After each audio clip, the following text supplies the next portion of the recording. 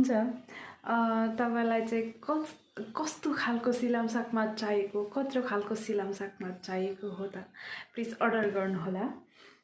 तपाईँलाई यस्तो खालको चाहिएको हो कि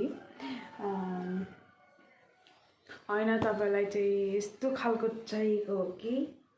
म तपाईँलाई लडी लडी देखाउँदैछु होइन तपाईँलाई यस्तो चाहिँ चाहिएको हो कि अनि एकछिन ल कि बा तपाईँलाई यस्तो चाहिएको हो कि यस्तो रहेछ क्या देखाउनु पर्ने यसरी रहेछ यो तलकोहरू घुमिरहेको थियो तपाईँले देख्नुभयो होला कि तपाईँलाई यस्तो चाहिएको हो कि यहाँनिर अलिअलि त्यान्जाहरू पनि त्यत्तिकै रहेको छ यस्तो चाहिएको हो कि अनि कि तपाईँलाई चाहिँ यस्तो चाहिएको हो कि मेरो अनुहार त किन निकाल्नु होइन यस्तो चाहिएको हो कि तपाईँलाई यस्तो चाहिएको हो कि अर्कै अप्सन पनि छ त्यो अप्सन चाहिँ यो हो तर यो चाहिँ म सेल भइसकिसकेको छ अनि अर्डर अनुसार मात्रै थियो त्यो चाहिँ एकदमै धेरै ठुलो थियो क्या अनि लाइभ फोटोहरू तपाईँहरूले देख्न सक्नुहुन्छ अनि योहरू हो त्यहाँनिर त्यसको अगाडि फ्रन्टमा खिचेको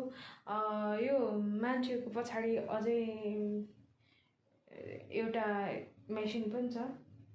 कोही कोही के मेसिन भन्छ त्यो मेसिनको ठ्याक्कै नाम मलाई थाहा भएन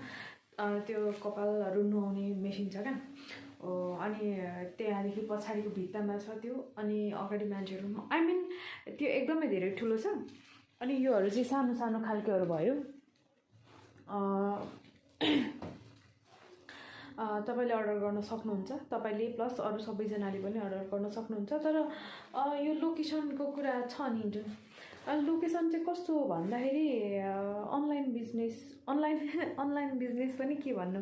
अनलाइनबाट सप्लाई गर्छु होइन सबै सामानहरू म चाहिँ मेरो रुममै बनाउँछु अनि रुमबाटै सामान सप्लाई गर्ने हो अनि सो अब लोकेसन चाहिँ ठ्याक्कै के भन्ने अब यसै भन्न सकिएन किनभने त्यही हो मैले भनिहालेँ सो तपाईँहरूले चाहिँ आफ्नो लोकेसन र फोन नम्बर ड्रप गर्नुभयो भने यसले मैले तपाईँहरूलाई कन्ट्याक्ट गरेर हाम्रो कन्भर्सेसन भएपछि चाहिँ हामी कुरा गर्न सक्छौँ र तपाईँलाई म सामान सप्लाई गर्न सक्छु सो अब तपाईँलाई